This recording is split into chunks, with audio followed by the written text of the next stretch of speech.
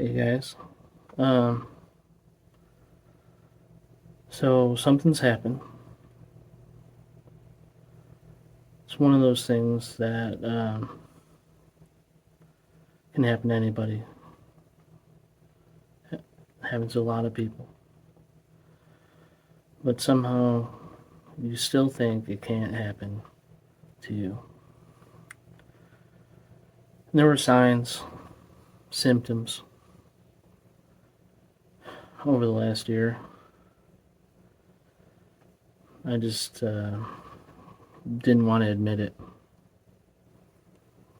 And my dad, he had it. He had it real bad.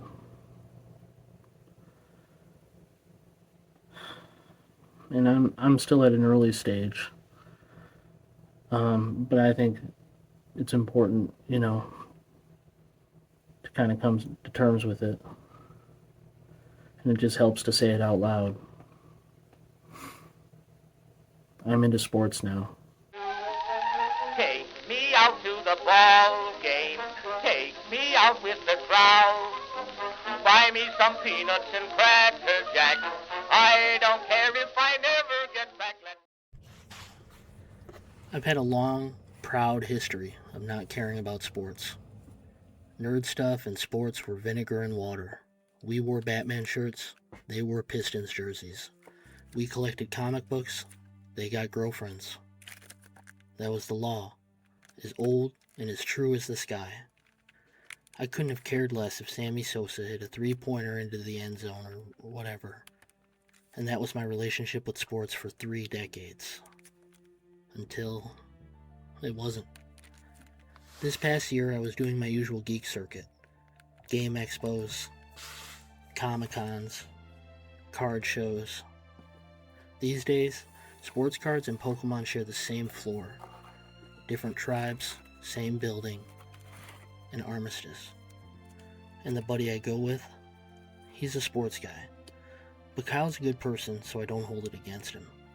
I start watching his deals, asking questions I don't need answered, playing it cool, but something started to take. Then, my brother-in-law's house. A plastic tote full of baseball cards in the basement. Classic. And I have no idea what I'm looking at, so I outsource the problem.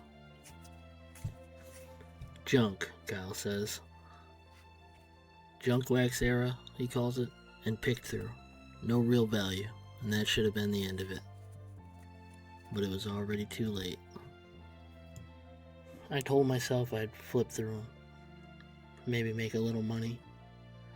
I tried to rationalize keeping them. I didn't want them thrown out. I didn't want to make the drive to return them.